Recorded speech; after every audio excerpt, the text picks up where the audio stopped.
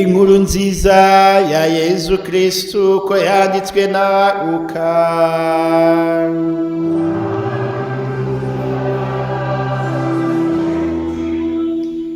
Hashize iminsi 8 igihe cyo kugenya umwana kiragera, bamwita izina rya Yezu. Marayika yaramwise atarasamwa. Umunsi w'isukurwa ryabo wategetswe na Musa uragera, bamujyanye i Yerusalemu kumutura Nyagasani, nk'uko byari byanditse mu itegeko rya Nyagasani ngo umuhungu wese w'imfura azaba intore y'umwihariko wa Nyagasani. Bari bajyanywe kandi no gutura igitambo cy'intungure 2 cyangwa intumwe 2 bakurikije itegeko rya Nyagasani. Icyo gihe i Yerusalemu hari umuntu witwaga Simewoni. Yari umusaza, yari n'intungane kandi yubaha Imana. Yari ategereje ihumure rya Isiraheli, kandi Roho Mutagatifu yari amurimo. Byongeye Roho Mutagatifu yaramuhishuriye ko atazapfa atabonye Kristo wa Nyagasani. Nuko Simewoni aza mu ngoro abibwirijwe na Roho Mutagatifu. Igihe ababyeyi b'umwana Yezu bamuzanye ngo bamurangirizeho ibyategetswe, nawe amwakira mu biganza bye, ashimira Imana avuga ati, Nyagasani, noneho sezerera umugaragu wawe mu mahoro nk'uko wabivuze, kuko amaso yanjye yabonye agakiza kawe wageneye imiryango yose. Niwe rumuri ruboneshereza abanyamahanga, akaba n'ikuzo ry'umuryango wawe Isiraheli. Se na nyina batangazwaga n'ibyo bamuvugagaho. Niko Simewoni arabashima, maze abwira Mariya nyina wa Yezu ati, dore uyu nguyu yashyiriweho kubera benshi muri Isiraheli impamvu yo korama cyangwa gukira. Hakaba n'umuhanuzikazi Ana, umukobwa wa Fanuweli wo mu muryango wa Azeri, nawe yarageze mu zabukuru. Nyuma y'ubusugi bwe yamaranye n'umugabo we imyaka 7, hanyuma umupfakazi kugeza mu kigero cy'imyaka 84. Ntiyavaga mu ngoro, agakwera Imana umunsi nijoro, asiba kurya kandi asenga. Nuko uwo mwanya nawe arahagubuka, atangira gusingiza Imana no gutekereza iby'uwo mwana abari bategereje ugukira kwa Yerusalemu. Bamaze gutunganya ibyategetswe na Nyagasani, basubira mu Galilaya mu mujyi wabo w'i Nazareti. Nuko umwana arakura, arakomera, abyirukana ubwenge, yuzuye ubwitonzi, afite n'ubutoni ku Mana. Iyo ni Evanjili ntagatifu.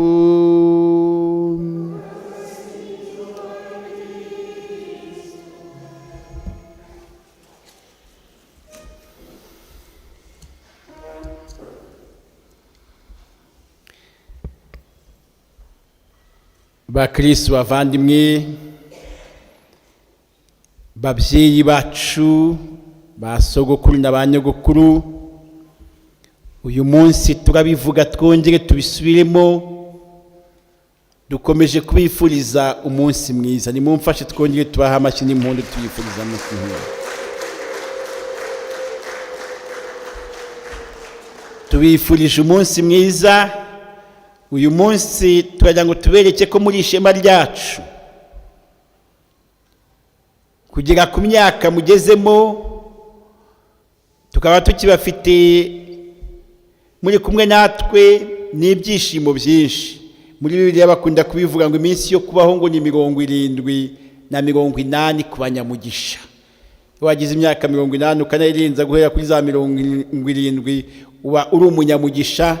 Abari ingabire ikomeye y'Imana, tugomba gufata igihe rimwe na rimwe tukayishimira kandi tugakomeza kwiragiza kubera ibyo byiza byose. Tugashimira rero na Papa wacu Francisco witabye Imana mu minsi ishize.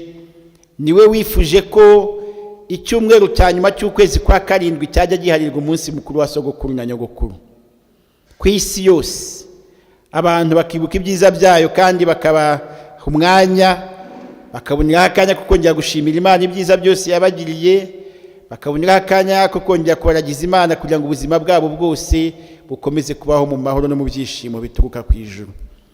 Uyu munsi nari nateguye inyigisho mbaha, ariko nongeye gusoma ubutumwa Papa yatwoherereje numva burashimishije, ndavuga nti ibyanjye ndabiretse, reka mbabwire ubutumwa bwa Papa yabohereje kuri uyu munsi. Insanganyamatsiko iravuga ngo hahirwa umuntu utaratakaje amizero. Uyu munsi ikintu Papa ari kubasabira ni ukudatakaza amizero. Hahirwa umuntu utaratakaje amizero. Nawe mu ntege nke zawe, mu burwayi bwawe, twagusabira ngo ntuzatakaze amizero.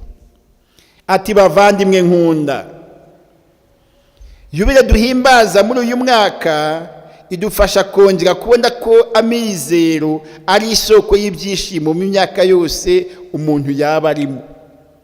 Kandi mu gihe ibyo byishimo bihawe imbaraga n'ikibatsi cy'igihe kirekire cyo kubaho, bihinduka isoko y'ubuhire bwuzuye.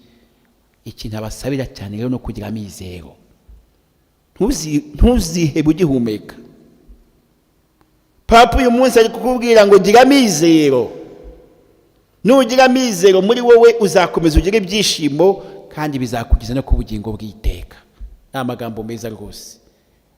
Nawe muntu urwaye, mukecuru cyangwa musaza urwaye, gira amizero. Ntuzihebe ugihumeka, niko Papa tubwiye. Ibyanditswe bitagatifu bitwereka ibihe byinshi aho usanga n'abageze mu zabukuru Nyagasani abashyira mu migambi we wo gukiza abantu. Dutekereze kuri Aburahamu na Sara tumaze kumva. Mu gihe cyabo cy'izabukuru ntibemeraga ko ijambo ry'Imana ntibemera ijambo ry'Imana ribasezeranya umwana w'umuhungu. Ikigeragezo cyo kubura urubyaro gisa nkaho cyabafungiye kurangamira amizero no kureba imbere hazaza. Nibyo bamaze kutubwira. Aburahamu na Sara bari bageze mu zabukuru nta kana, bituma biheba. Naho Imana iziye kubasura ibabwira ngo nzabaha akana, wapi, ntago babyemeye kubera bari barihebye. Ariko uyu munsi ijambo ry'Imana riravuga ngo ntukihebe, ntuziburemwe amizero. Nawe buriya ushobora kufite ikigeragezo cyawe, ariko ntuzigere wiheba. Uko Zakariya yakiriye impuruza y'ivuka rya Yohani Batista ntibitandukanye n'ubuzima busanzwe. Zakariya nawe yageze mu zabukuru, umumarayika w'Imana araza aramubwira ngo ugiye kuzabyara akana. Noneho aravuga ngo ibyo nzabibwirwa n'iki ko ngeze mu zabukuru kandi n'umufasha wanjye akaba ashaje cyane. Izabukuru, kubura urubyaro, gusubira inyuma, bisa nkaho bizimya amizero y'ubuzima no kororoka by'abantu bose. Ikibazo Nikodemu yabajije Yesu ubwo umwigishwa yamubwiraga ko kuvuka bundi bwa kabiri, kigaragara nacyo nko kuryoshya imvugo. Ni gute umuntu w'umusaza cyangwa w'umukecuru yakongera kuvuka bwa kabiri? Ese yakongera gusubira mu nda ya nyina bwa kabiri maze akongera akavuka? Nyamara buri gihe imbere y'igisubizo biragaragara ko bidashidikanywaho Nyagasani atungura ababwira akoresheje ubufasha buganjemo agakiza. Abo bantu bose bagiye babwira ngo muzavuka bwa kabiri, ngo mugiye kubona urubyaro, byose bakabihakana. Ariko Imana yagiye ikora igitangaza, ukajya ukabona ibitashobokeraga abana b'abantu uyu munsi birashobotse. Se nk'ubu byagenda gute tugeze mu rugo tugasanga nyogokuru na sogokuru tugasanga arabyaye uyu munsi cyangwa aratwite? Mukecuru ndakeka ari ufite imyaka myinshi, ushize twamukoreye anniversaire y'imyaka 80. Mukecuru nk'ubu ugeze mu rugo ugasanga uratwite, wabigenza ute?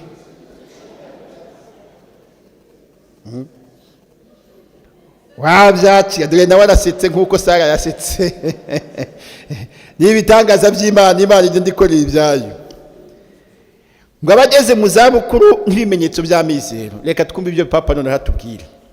Muri Bibiliya Imana ntiyahwemye kugaragariza abageze mu zabukuru ubwiza bwayo. Ntabwo ari urugero rwa Aburahamu na Sara, Zakariya na Elizabeti gusa, ahubwo tuzi n'urugero rwa Musa wahamagariwe kubohora umuryango w'Imana igihe yari afite imyaka 80. Musa agize imyaka 80, Imana yaramubwiye ngo haguruka ugende fata umuryango wanjye uvana aha ngaho ujyane mu gihugu cy'isezerano. Musa akavuga ngo ariko njyewe umusaza koko ndahinguka imbere ya Farawo ngende kubwira ibintu nk'ibi ngibi? Binyuze muri aya mahitamo atwigisha ko kubwe izabukuru igihe cy'umugisha n'ingabire, kandi ko kubwe abantu bageze mu zabukuru ari abahamya ba mbere b'amizero. Mutagatifu Agusitini aribaza ati, ese icyo gihe cy'izabukuru ni iki mu yandi magambo? Imana irasubiza iti, imbaraga zawe niziveho burundu, maze imbaraga zanjye aba arizo ziguma muri wowe. Kandi uvugiriye hamwe n'intumwa Pawulo mutagatifu uti, kuko igihe cyose mba mfite intege nke, aba aribwo nyine mba nkomeye. Yezu ari kutubwira ngo, ibyo ni mutagatifu Agusitini wabivuze, ngo nujya wumva imbaraga zawe zikubanye nkeya, ujye ureka imbaraga z'Imana aba arizo zigukoreramo, kandi uzakora n'ibitangaza, uzakora n'ibyo utakekaga gukora. Bya bindi Pawulo mutagatifu nawe avuga nyine, batubwiye ngo igihe cyose mba mfite intege nke, ahubwo nibwo mba nkomeye, kuko ntabwo ari njyewe uriho, ahubwo ni Kristo undimo uri muri njyewe. Namwe rero kuva uyu munsi mwumve ko ntukomeze kwiringira izo mbaraga zawe, reka imbaraga z'Imana zigukoreremo. Reka Imana yihesha ikuzo muri wowe no mu ntege nke zawe, kandi uzakomeza kubigiramo umugisha. Kuba umubare w'abageze mu zabukuru ukomeza kwiyongera muri iki gihe ni ikimenyetso cy'ibihe duhamagarirwa gutekereza, kugira ngo dusome neza amateka turi kunyuramo. Ubuzima bwa Kiliziya n'ubuzima bw'isi bwumvikana uko amasekuruza asimburana n'andi masekuruza, kandi guhura n'umuntu ugeze mu zabukuru bidufasha kumva ko amateka atarangirana n'iki gihe, kandi ntarangirire mu guhura kudasobanutse n'umubano ucagaguye, ahubwo bidufasha kureba ejo hazaza. Mu gitabo cy'Intangiriro tubonamo inkuru ikora ku mutima y'umugisha watanzwe na Yakobo wari ugeze mu zabukuru, akawuha abuzukuru be, abana ba Yosefu. Amagambo ye abatera imbaraga zo kurangamira hazaza bafite amizero, nko mu gihe cy'amasezerano y'Imana. Niba ari byo koko ubuzima bujegajega bwageze mu zabukuru bukeneye imbaraga z'abakiri bato, nanone ni ngombwa ko ubunararibonye bw'abakiri bato nabwo bukenera ubuhamya bw'abageze mu zabukuru, kugira ngo twunguke ubuhamya bwo kurinda ahazaza. Ni kenshi abakurambere bacu batubereye intangarugero mu gusenga, mu burere mbonezagihugu bwiza no kwitangira abandi, mu kwibuka no kwihangana mu bigeragezo. Uyu murage mwiza badusigiye mu mizero n'urukundo byatubereye impamvu yo gushimira no kugendera hamwe.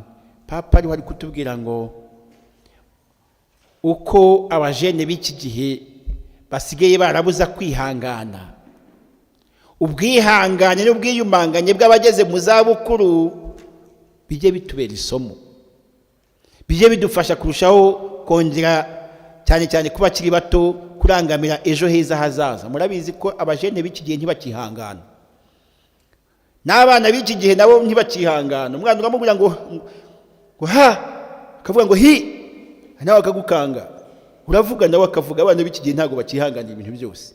Papa ari kutubwira ngo ubwihangane bw'abageze mu zabukuru, ubwiyumanganye bwanyu bubashe gufasha n'abajene kurushaho kongera nabo kugira ngo bwihangane mu buzima bwabo.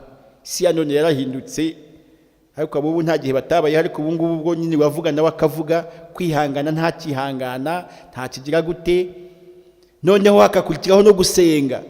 nguko abageze mu zabukuru bafata akanya bagasenga, uko biringira Imana kandi bakayiyoboka, nibibera ikimenyetso cyiza n'urubyiruko rwacu, nibibera ikimenyetso cyiza n'abo ngubu, kugira ngo nabo mu buzima bwabo babashe kurushaho kuba kenshi biragiza Imana.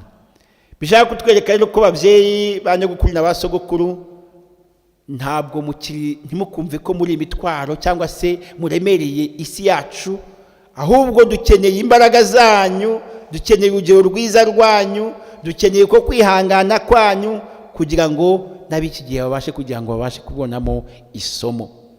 Ariko nawe ku rundi ruhande ukirinda gusaza wanduranya. Hari akarimbo bajyaga baririmba ngo tujye duharanira gusaza utanduranyije cyane. Sinzi ukuntu bakaririmba, nakibagiye ngo umenya gusaza utanduranyije cyane. Uyu munsi no mu ngabire namwe muza usaba ingabire y'Imana, ngo ariko Mana nanjye mpa ingabire yo gusaza neza, uzampe gusaza ntanduranyije. Bariya abana mujye mubihanganira rega, nta kundi ngo n'ibyaye ikibozi gakiri gata. Hari igihe usanga umwana yakurakaje yagize gute ukumva ngo ndaguciye. Oya, ntuzageze aho ngaho, ntuzaca umwana wawe. N'ibyaye ikibozi gakiri gata.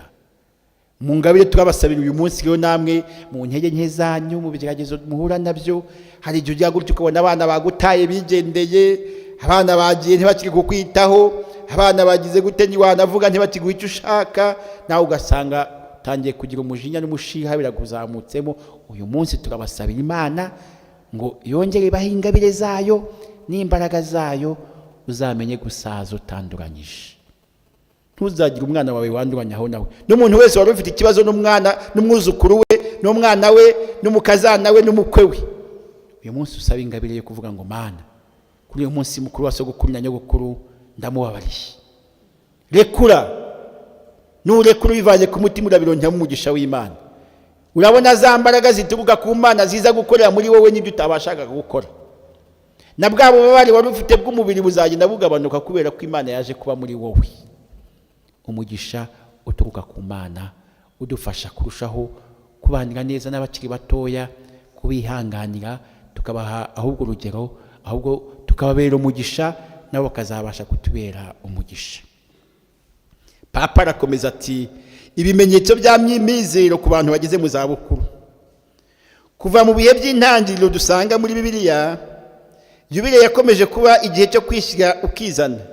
Abacakara barakomorerwaga, amadeni agasonerwa bari bayafite, ubutaka bugasubizwa ba nyirabwo ba kera. Cyabaga ari igihe cyo kugarura ituze mu bantu nk'uko Imana yabaga ibyifuje. Aho wasangaga ubusumbane n'akarengane byabaga bimaze igihe kirekire bikurwaho.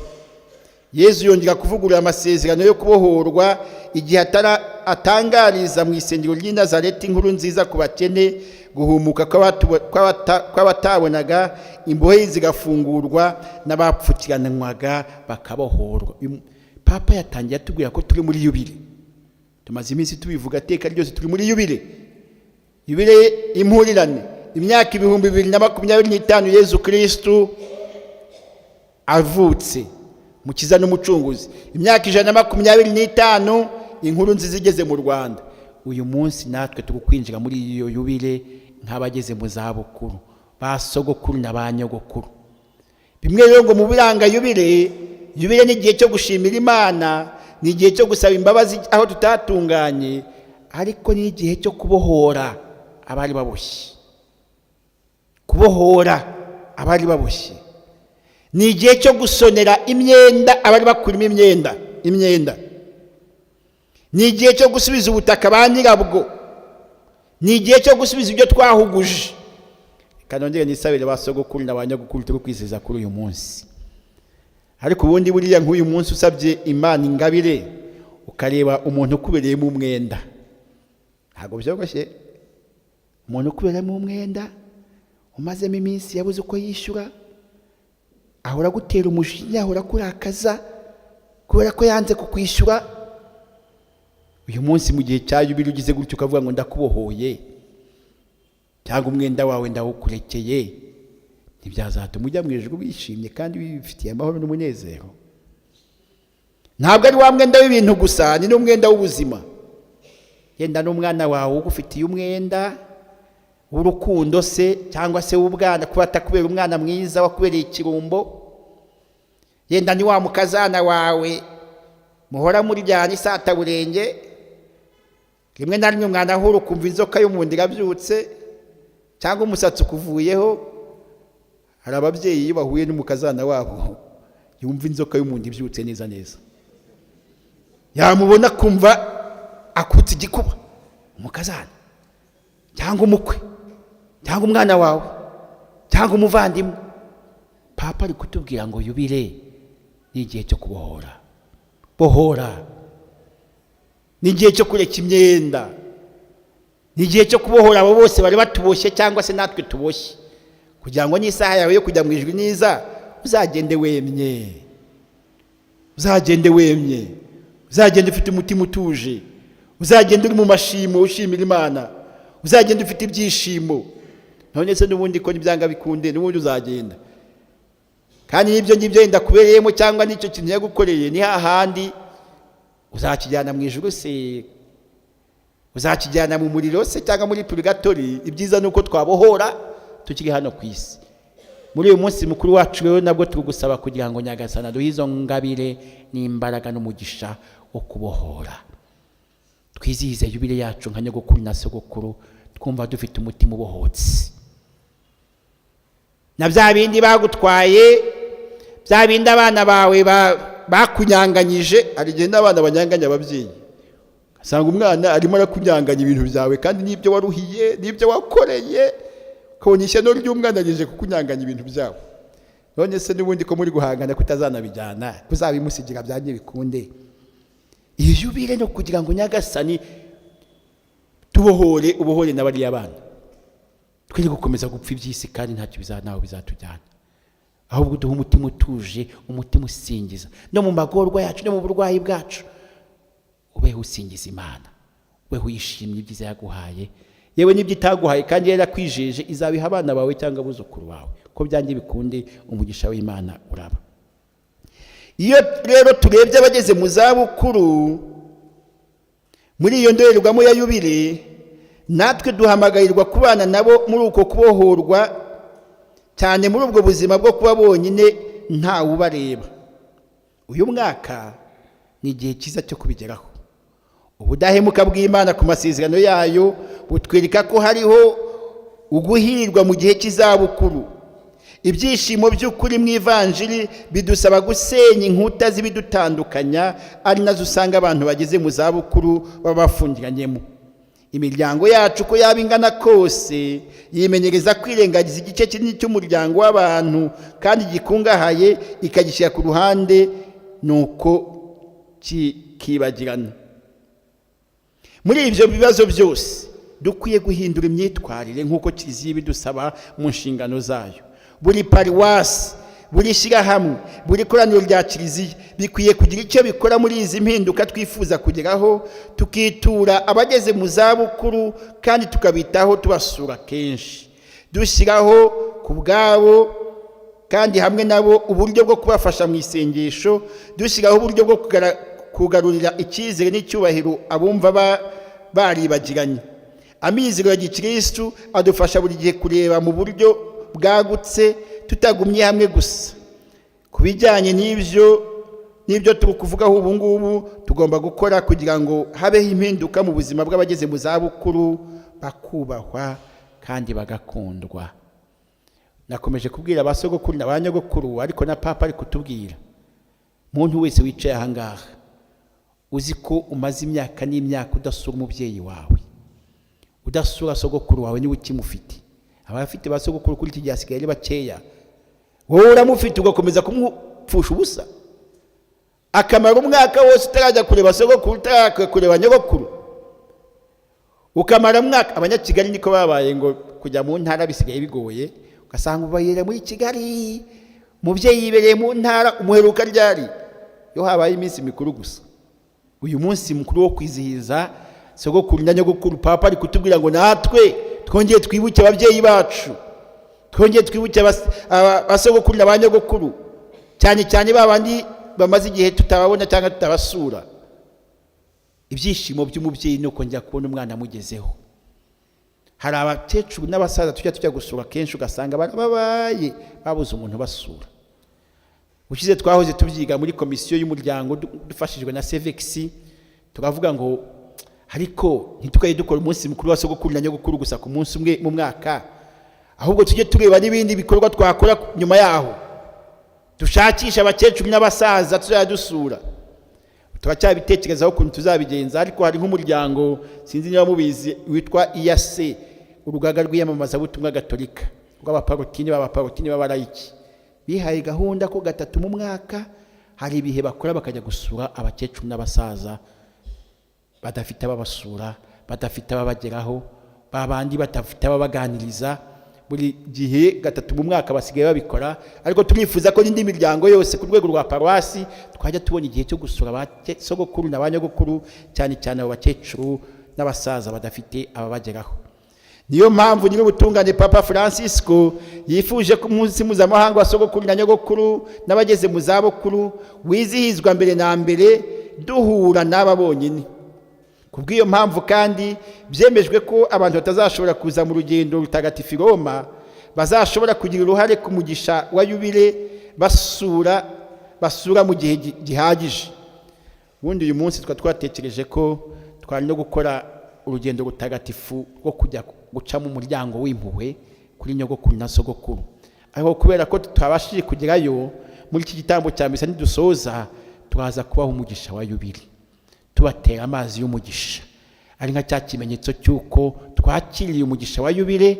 Ni wa mugisha twagombye gucamo mu muryango w'impuhwe Imana yawe twohereje kugira ngo uwo mugisha dusange ahangaha, natwe muri ayo mazi y'umugisha tuza guterwa, twongeye kumva ibyiza by'Imana, twongeye kumva ko tubohowe ku mutima no ku mubiri, kandi ko duhawe imigisha ya yubile. Muri bihugu bimwe na bimwe bakoze umunsi abasaza n'abakecuru bazahurira i Roma kwa Papa, bagiye mu rugendo rutagatifu rwo kwizihiza yubile y'abasaza n'abakecuru. Yenda ndakeka natwe umunsi umwe ubutaha tuzakore ku buryo uyu munsi tuzawukorera Kibeho, dufate basogokuru n'abanyogokuru, tubashakire imodoka uko twicaye ahangaha, tubashakire bisi tuzajye kugukorera Kibeho mu rugendo rutagatifu, cyangwa tujye hafi handi ahangaha. Bityo abasaza baba bonyine bagakora nabo urugendo rutagatifu iruhande rwa Kristo batuyemo, penitence apostolique. Gusura umuntu ugeze mu zabukuru ni uburyo bwo guhura na Yezu utubohora ibidutandukanya byose akadukura mu bwigunge. Gusoza, nk'umuntu ugeze mu zabukuru haracyari amizero. Igitabo cya Mwene Siraki cyemeza ko kuba umuhire bizegukanwa n'abataratakaje amizero. Ibi bigatuma twumva ko mu buzima bwacu, cyane cyane igihe ari burebure, hashobora kuba impamvu nyinshi zo gusubiza amaso inyuma aho kureba ibizaza. Nyamara nk'uko nyir'ubutungane Papa Francisco yabyanditse ubwo yari mu bitaro ku nshuro ya nyuma, agira ati imibiri yacu igira intege nke, ariko nta cyatubuza gukunda, nta cyatubuza gusenga, nta cyatubuza gutanga uko twifite, twitangira abandi mu kwemera. Ibyo akaba ari byo bimenyetso by'urumuri rw'amizero. Mwumva ibyo Papa tubwiye, nubwo intege nke zacu ari nkeya, nubwo umubiri wacu ufite imbaraga nkeya, ariko nta cyatubuza gukunda. Mukecuru na muzehe, n'ahantu wiryamiye mu nzu yawe, mu cyumba cyawe, nta cyakubuza gukunda. Usaba ingabire y'urukundo kuri uyu munsi, ukunda abantu bose, uzave muri iyi si uvuga uti njyewe narakunze, nahawe iyo ngabire yo gukunda, kandi ndacyakunda, nzapfa nkunda n'abandi bose. Nta cyatubuza gusenga. Buriya mufite ubutumwa bukomeye bwo kumenya gusenga musabira isi, gusenga musabira Kiliziya, gusenga musabira u Rwanda n'igihugu cyacu n'ibindi bihugu byose, gusenga musabira abana banyu, abuzukuru n'ababuzukuruza. Nta cyatubuza gutanga uko twifite, nta cyatubuza kwitangira abandi mu kwemera. Ibyo byose ni ibimenyetso by'urumuri n'amizero. Dufite ubwigenge budahungabanwa n'ikibazo icyo ari cyo cyose, ubwigenge bwo gukunda n'ubwo gusenga. Twese kandi buri gihe dushobora gukunda no gusenga. ibyiza twifuriza abacu, yaba uwo twashakanye twamara igihe kinini cyane mu buzima bwacu, abana bacu cyangwa abuzukuru basusurutsa imitima yacu, ntibizima mu gihe imbaraga zacu zigenda ziba nkeya, ahubwo ni urukundo rwabo rubyutsa imbaraga zacu, rukaduha amizero n'akanyabugabo. uko ugenda urushaho gukunda ni kugenda kurushaho amizero, ukagira n'imbaraga. ibyo bimenyetso by'ubuzima mu rukundo bishinze imizi mu Mana ubwayo, bidutera imbaraga, bitwibutsa ko kabone n'ubwo umubiri ugenda uyonga, umutima wo wivugurura buri munsi. nicyo tubabwira abakecuru, babyeyi, bavandimwe, basogokuru na nyogokuru, uko umubiri ugenda uyonga niko umutima wo ugenda urushaho kwivugurura buri munsi. niyo mpamvu nk'abantu bageze mu zabukuru tugomba kwihangana, amizero yacu tukayashyira muri Nyagasani, nitwivugurure buri munsi mu guhura nawe mu isengesho no muri misa ntagatifu. dushyikirize abandi ukwemera twabayemo mu myaka myinshi mu muryango wacu no mu bo duhura buri munsi. dusingize Imana buri gihe kubera ubwiza bwayo. dukomeze twunge ubumwe n'abacu, dufungurire umutima wacu abatwitaruye, kandi by'umwihariko n'abari mu bibazo. bityo tuzaba ibimenyetso by'amizero mu bihe byose no mu buzima bwacu bwose. ngiryo ijambo rya Papa twifurije kuri uyu munsi, atubwira ngo turangamire Kristo, soko y'amizero, natwe tubere abacu amizero, tubashe kubakunda, tubashe kubigisha gusenga, ubuzima bwacu bwose burushaho kunogera Imana no kunogera abantu. nimumfashe twongere dushimire Papa kuri ijambo ryiza yaduhaye.